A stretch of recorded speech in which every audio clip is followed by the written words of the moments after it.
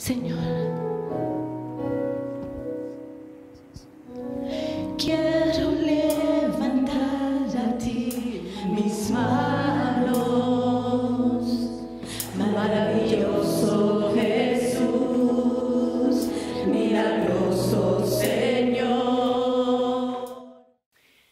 Hoy día estamos con el Evangelio de Juan, el capítulo 20. Y encontramos en ese capítulo una señora que llega a la tumba en búsqueda del cuerpo de Jesús para prepararle, para sepultarle. Y quiero saber cómo se llama esa mujer. María, ¿qué? ¿Cuál María? Hay miles de Marías. María Magdalena. Y en el Evangelio de Juan, esa María Magdalena, hemos encontrado antes que cuando Jesús estaba ya por entrar en Jerusalén, esa María Magdalena le puso algo a los pies de Jesús. ¿Qué cosa? Un perfume sumamente costoso. Y la gente, como toda gente religiosa, comienza a criticarla. ¿Y qué le dice la gente religiosa? ¿Y qué está haciendo? Ese perfume tiene tanto valor, puede venderlo y dar de comer a los pobres. Y Jesús dice, déjala. Primero, esa mujer me ama. Y segundo, ella sabe que tiene rey en medio de su vida. Esa misma mujer que amaba a Cristo Jesús iba a la tumba en búsqueda del cuerpo de Él. Y en los otros evangelios, en Lucas, la misma historia, pero en Lucas, ¿cuántas mujeres van a buscar la tumba? Tres. ¿Quiénes son? Ustedes son buenos, mucho mejor que los otros servicios, Dios mío. La mamá de Jesús, María, que está nombrado como la mamá de Santiago, ¿verdad? María Magdalena y otro, Juana. Tres mujeres en el Evangelio de Lucas van. Pero en el Evangelio de Juan, y eso es una de las cosas que me encanta del Evangelio de Juan, Juan hace las cosas personales. Encontramos a Jesús a través de la vida de una mujer que ya sabemos por la historia que le ama. Juan hace eso con otras personas. Nicodemo es en el Evangelio de Juan. Nicodemo representa la comunidad fariseo. Y Nicodemo va donde Jesús cuando está de noche a preguntarle algo. ¿Qué le pregunta Nicodemo? ¿Cómo podemos volver a nacer? Levante la mano si cree que es buena pregunta. Es buena pregunta. Nicodemo representa para las personas como nosotros aprendiendo del Evangelio, esa comunidad de fariseos, personas que conocen la palabra, la ley, pero no conocen el Espíritu de Dios. ¿Conoce a personas que conocen la palabra sin el Espíritu? ¿Has sido uno de ellos en algún momento de tu vida? También en el Evangelio de Juan conocemos a José de Arimatea. Él es un hombre rico, un hombre que es parte del liderazgo del concilio judío. Debe de haber sido allí cuando votaron para dar a Jesús a Pilato. Y ese José de Arimatea, cuando él ve que le están crucificando a Jesús, ¿qué pide? Él pide algo de las autoridades. ¿Qué pide? Deme el cuerpo. Deme el cuerpo. María quería los pies para ungirlas, pero él quería el cuerpo. Deme el cuerpo ya quebrantado de ese Señor. Ya me ha llegado al corazón en una forma que otros no me han llegado. Y por él, el cuerpo de Jesús fue puesto en una tumba nueva, donde nadie había estado. Una tumba también que tenía suficiente dinero para tener una piedra grande que tapaba la entrada. Entonces cuando llega María Magdalena a la tumba, su primer asusto es que esa piedra ha sido removida. Una piedra demasiado grande para un humano haberlo movido. Una piedra removida, y mi primera pregunta para nosotros es: ¿cuáles piedras están tapando la oscuridad en tu vida? ¿Cuáles piedras dejan allí intencionalmente que nadie puede entrar a la sanación que necesitas? ¿Cuáles piedras sirven de murallas, de obstáculos a otras personas, a Jesús, a quien sea? No entre aquí, por favor. Puede tener esta parte de mi vida, pero aquí no. Pero Dios es Dios, incansable en querer nuestros corazones. Remueva esa piedra. Y María Magdalena llega y no puede creer que cuando entra a ver la tumba está vacía. La otra parte de estos evangelios que me encanta es que tanto el evangelio de Lucas como el evangelio de Juan, las primeras personas de ver la tumba vacía son ¿quiénes? Las mujeres. Y eso es lo que me da más risa. Los hombres, cuando las mujeres dicen la tumba está vacía, los hombres dicen gracias por avisarme. No, ¿qué hacen los hombres? Deben de estar locas estas mujeres.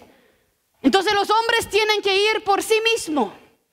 Y en el evangelio de Juan encontramos a Juan y a Pedro corriendo como que fueron adolescentes, uno tras otro. ¿Quién puede llegar primero? Llega primero Pedro. Pedro se mete en la tumba, allí está viendo. Y en el evangelio de Juan dice que Juan llega después. Vio allí las vendas y el sudario que había cubierto la cabeza de Jesús, aunque el sudario no estaba con las vendas, sino enrollado en un lugar aparte. ¿Sabe por qué, verdad? El significado de eso. Cuando uno estaba en la mesa judía del Pascua, si uno doblaba tu servilleta, era señal que ibas a volver. Jesús doblaba el sudario, lo puso aparte, señal, yo vuelvo a venir, yo vuelvo a venir. Entra Juan y ese momento entró también el otro discípulo que había llegado primero y vio y creyó. Hasta entonces no había entendido la escritura que dice que Jesús tenía que resucitar. Lo que me gusta de ese texto es que dice que él creyó sin tener un entendimiento completo de lo que estaba pasando. Levanta la mano si has creído sin entender completamente qué está pasando. Y yo creo que es parte de estar aquí hoy día. ¿Quién puede creer en su complejidad? Lo que Dios está haciendo. Porque no tiene fin lo que Dios está haciendo en nuestras vidas ahora. Los dos hombres metidos con la cabeza en la tumba. ¿Y dónde está María? ¿Dónde está María? ¿Dónde está María? Están tus boletines, dígame, ¿dónde está María? Está llorando afuera. Afuera llorando María. Hasta que siente una presencia detrás de ella. Y voltea a ver, ¿y quién cree que está ahí? El jardinero. ¿Y ese jardinero es quién? Es Jesús, pero ella no le reconoce como Jesús. Y ella comienza a rogarle al jardinero, por favor, deme el cuerpo de ese hombre. Si usted sabe dónde le han llevado, deme el cuerpo. Percibe el amor de una mujer que quiere por la última vez tener a su ser querido en sus manos. Y Jesús habla y dice una cosa. ¿Qué dice? ¿Qué dice Jesús? María.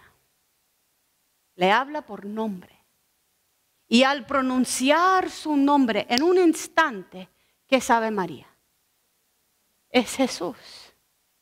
Mi pregunta para ustedes es que ¿dónde están en todo ese proceso? ¿Están con María llegando a la tumba ya con una tarea de cumplir?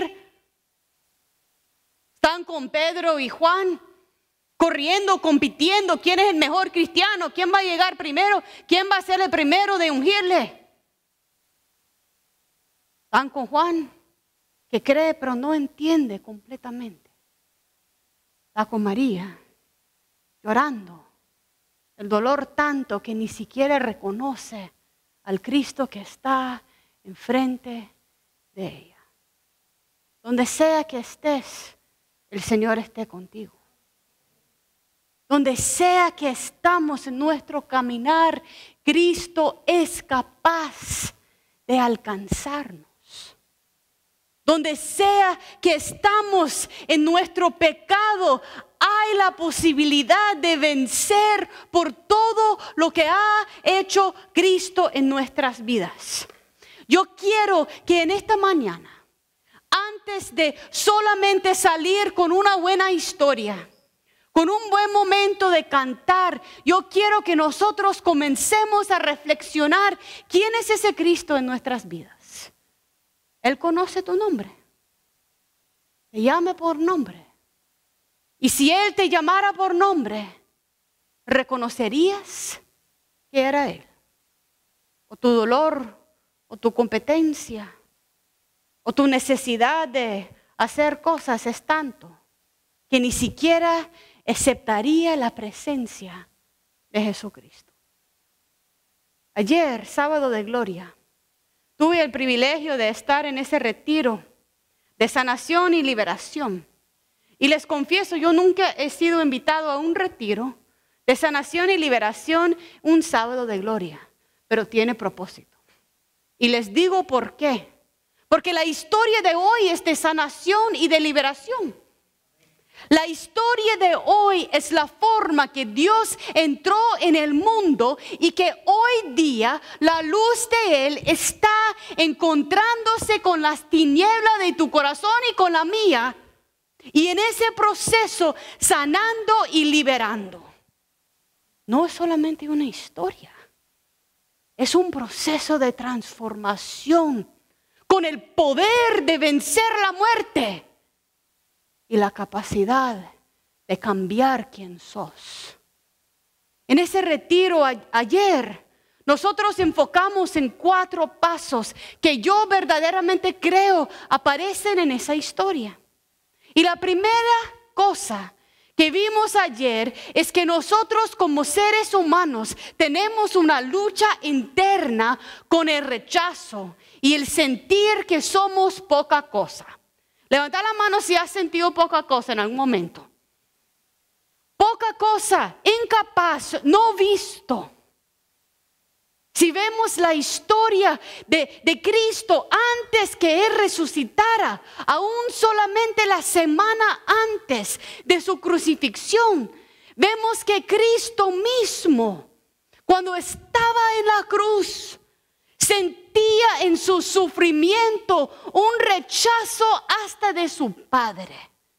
Porque Él clamó el Salmo 22 diciendo que Padre, Padre, ¿por qué me has abandonado? El sufrimiento causado por el pecado y la muerte en este mundo nos lleva a cualquiera, incluyendo a Cristo, a preguntar: ¿quién me está viendo? ¿Quién ve mi sufrimiento? ¿Quién ve mi llanto? ¿Quién responde cuando necesita? ¿Quién da la justicia? ¿Quién está por mí? Porque me siento sola. Cristo entra en nuestro sufrimiento, sabiendo la profundidad de rechazo que hemos sentido, a dar su vida para que nosotros podamos ser hijos y hijas de Dios. Toca a alguien a tu par y dígale: tenés propósito. Tenés propósito. creado en la imagen y semejanza de Dios. Después de la creación de tu ser, el Señor mismo dijo, no es que solamente sos bueno, sos muy bueno. Creado en la imagen y semejanza de Él, pero el sufrimiento, el pecado y la muerte de este mundo nos convence momento tras momento que somos insignificantes. Y la resurrección te dice, sos tan importante a Dios, que no es que le capturaron y le tomaron la vida, es que Él dio su vida por vos. Y si solo fuera por vos, lo hubiera dado. El buen pastor que deja los 99 en búsqueda de una, solo por vos. Y andamos creyendo que no nos importa y que nadie nos ve, cuando el Dios del universo dio su vida por nosotros. La otra cosa muy peligrosa, cuando nos creemos poca cosa, es que comenzamos a encontrar nuestra identidad en los ojos de otros. ¿Qué dice mi vecina de quién sos? ¿Qué dice la gente de mi pastorado? ¿Qué dice la gente de mi trabajo? ¿Qué dice la gente de cómo me visto? ¿Qué dice la gente de mi actitud? ¿Qué dice la gente de mi matrimonio? ¿Qué dice la gente del dinero que gana? Y de repente, ¿quién soy yo? No está determinado por el Señor que me creó, ni por el Señor que dio su vida por mí. Yo doy a otros el poder de definirme, cuando Cristo dio su vida por definir quién soy. El rechazo y ese sentir de no importar a nadie nos lleva al pecado de creer que no somos lo que Dios dice que somos. Pero Dios nos ama aún. Aún siendo pecadores, Cristo dio su vida por ustedes y por mí. Y Cristo venció la tumba, no por tu fidelidad ni por la mía, por el amor de Él, derramado por nosotros. El segundo tópico que encontrábamos en este retiro era de pecado oculto. Pecado oculto. Quiero que imagínense la tumba y esa gran piedra. ¿Qué tenés en tu tumba? ¿Qué está oculto? ¿Qué no querés que nadie vea? Mejor que nunca jamás abre esa tumba. No quiero, Señor, que nadie vea tan amarga que es mi corazón. No quiero que nadie vea, Señor, tan quebrantado que es mi vida. Mejor que esa tumba se quede cerrado. Mejor que el cuerpo de Cristo se quede ahí adentro. Mejor que no sacan las cosas quebrantadas de mi vida, Señor. Déjalos allí. ¿Quién puede soportar cuando todo eso salga a la luz del día? ¿Y sabe qué pasa? Cuando nosotros ocultamos cosas, cuando vamos guardando, tragando las cosas en nuestras vidas, llegamos a los 20, los 30, los 40, ya no podemos tragar. Ya no cabe más en la tumba.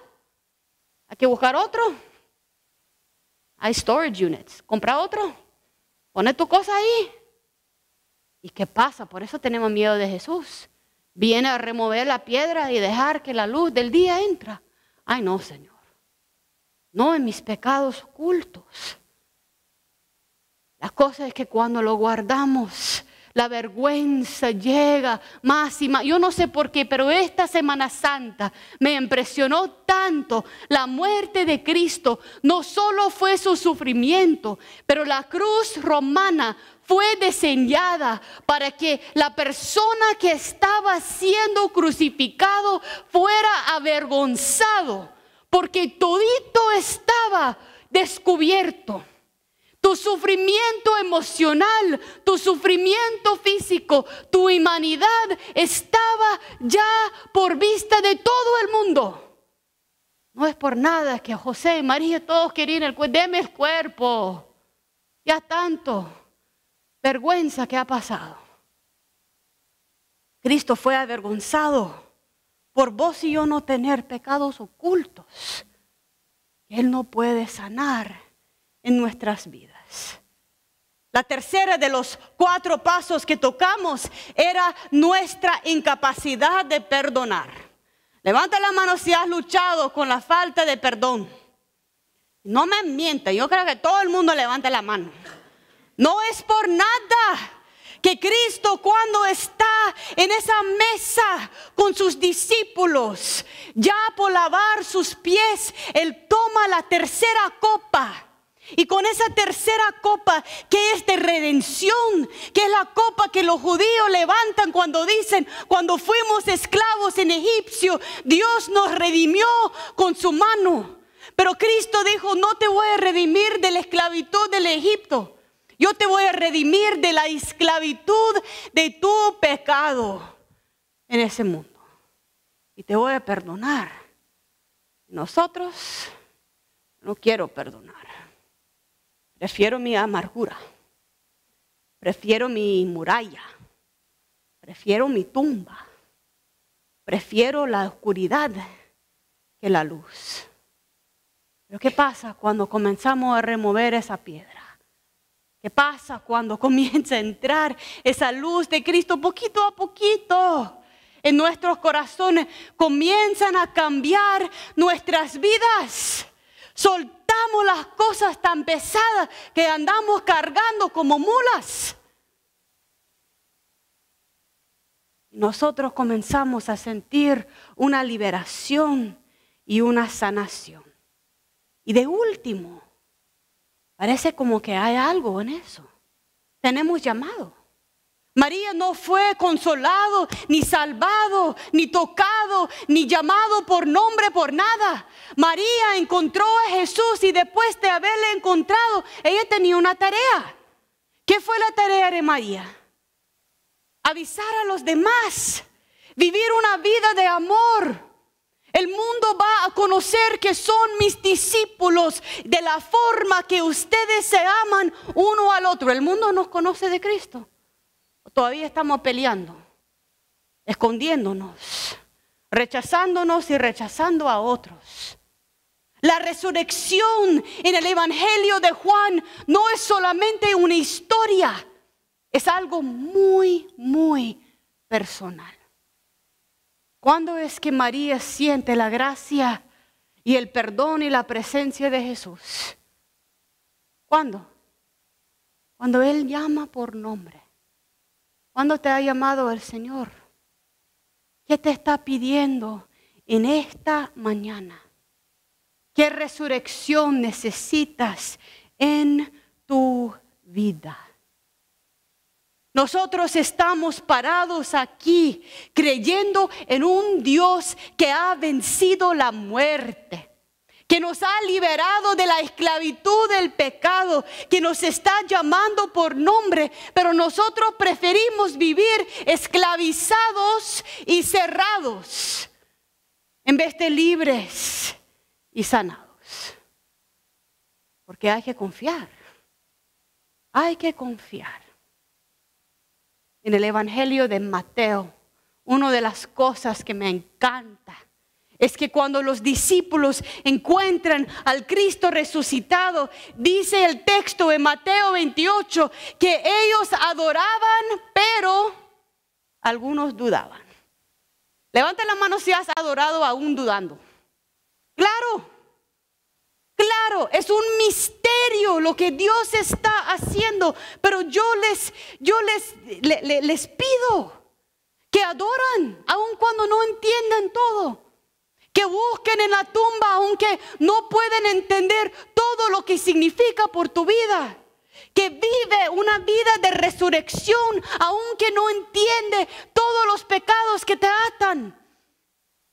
Porque en el proceso de seguirle al Maestro y al Rey, nos vamos sanando y liberando paso a paso más. nosotros no somos poca cosa. Nosotros somos pueblo de Dios. Nosotros somos hijos y hijas del Señor. Nosotros somos dignos, la oveja perdida por lo cual Dios del universo dio su vida. Y nosotros estamos aquí con la habilidad de entrar en nuestro llamado. Lo muy bonito de Pedro. Voy a hablar de Pedro. Pedro es mi preferido de todo. Pedro está allí con los discípulos, Jesús lavando los pies. ¿Y qué dice Pedro? Lávame los pies, Señor. No, ¿qué dice? Primero dice, no me lave nada. Porque él estaba en el lugar, en la mesa de Pascua, donde él debía de estar lavando los pies, en el lugar de siervo. Y cuando Jesús comienza, qué vergüenza. Dios mío, eso era la tarea que yo debía de tener. No, Señor, no me lave los pies. Y Jesús le dice, si yo no te lavo los pies, si yo no te sirvo, si yo no doy mi vida por vos, no podés tener parte por mí. Ahí dice Pedro, por favor, lávame todo. Hasta el dedo más pequeño, lávame. ¿No? Luego Jesús en la misma mesa, en la misma noche, Jesús está platicando diciendo, yo tengo que ir. Y Pedro dice, ¿dónde vas? Quiero ir. Yo te sigo, Señor. Y el Señor dice, ay, Pedro, que vos no entendés lo que soy llamado a dar. No podés venir. Claro que sí puedo, dice Pedro. Yo te sigo hasta el final, Señor. Y es ahí donde Jesús le dice, me vas a negar 3 veces antes que escuchamos el gallo. Y aún así, Pedro, negándole al Señor, llorando por lo que él no ha podido hacer, llega después. Y es sobre Pedro que Jesús construye su iglesia, porque el poder de resurrección no viene de tu fidelidad. Toca a alguien y dígale, no depende de vos. No depende de tu fidelidad, de cuán bueno que sos, de cuántos textos bíblicos sabes, de tu capacidad de cantar o no cantar, de tu querer adorar o no adorar. Depende del Señor y solamente te toca dejarle lavarte los pies.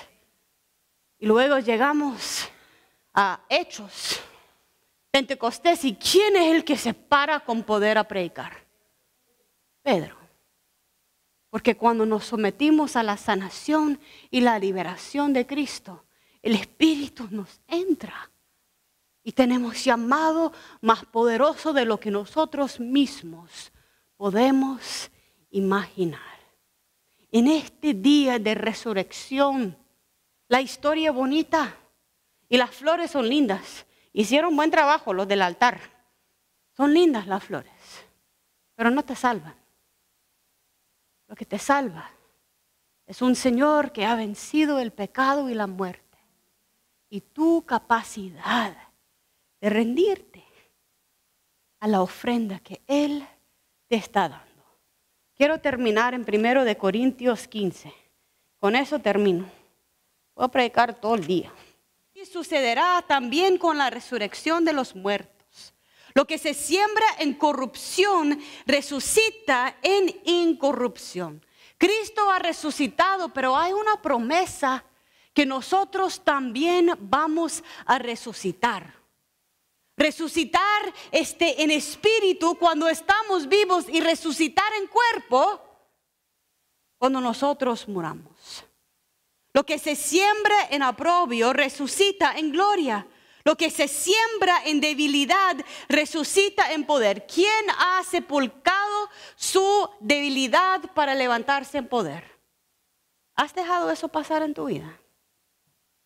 ¿Has ofrecido tus debilidades al Señor para que te levanta en fortaleza? ¿O estás con miedo que Él entre en la tumba a ver lo que es? Se siembra un cuerpo natural, resucita un cuerpo espiritual. Si hay un cuerpo natural, también hay un cuerpo espiritual. Así está escrito. El primer hombre, Adán, se convirtió en un ser viviente. El último Adán, en el espíritu que da vida. ¿Quién es el último Adán? Jesús. No vino primero lo espiritual, sino lo natural, y después lo espiritual. El primer hombre era el polvo de la tierra. El segundo hombre era del Y cuando María quiere agarrar a Jesús, ¿qué le dice? No, no me toque, yo tengo que ascender, porque pertenezco al cielo. Les declaro, hermanos, que el cuerpo no mortal no puede heredar el reino de Dios, ni lo corruptible puede heredar lo incorruptible. Fíjense bien en el ministerio que les voy a revelar. No todos morimos, pero todos seremos transformados. Estás en proceso de transformación. ¿El Espíritu de Dios te está cambiando? ¿O estás cerrado y no quiere que Dios entre? En un instante, en un abrir y cerrar de ojos, al toque final de la trompeta, pues sonará la trompeta y los muertos resucitarán con el cuerpo incorruptible y nosotros seremos transformados, porque lo corruptible tiene que revestirse de lo incorruptible, lo mortal de la inmortalidad. Cuando lo corruptible se reviste de lo incorruptible y lo mortal de inmortalidad, entonces se cumplirá lo que está escrito: la muerte ha sido devorada por la victoria. Hoy, en la vida de tus seres queridos que no están, y mañana, en la vida de tus hijos, ¿dónde está, oh muerte, tu victoria? ¿Dónde está, oh muerte, tu aguijón? El aguijón de la muerte es el pecado, el poder del pecado es la ley, pero gracias a Dios que nos da la victoria por medio de nuestro Señor Jesucristo. Por lo tanto, mis queridos hermanos, manténganse firmes y inconmovibles, progresando siempre en la obra del Señor, consciente de que su trabajo en el Señor no es en vano. Hay alguien que necesita saber de la luz. Hay alguien que necesita saber que la muerte no tiene la última palabra, pero es de ustedes y de mí, si vamos a ir a decirlo. La resurrección no solamente nos libera, nos da llamado y propósito en el reino de Dios. Señor, tu nombre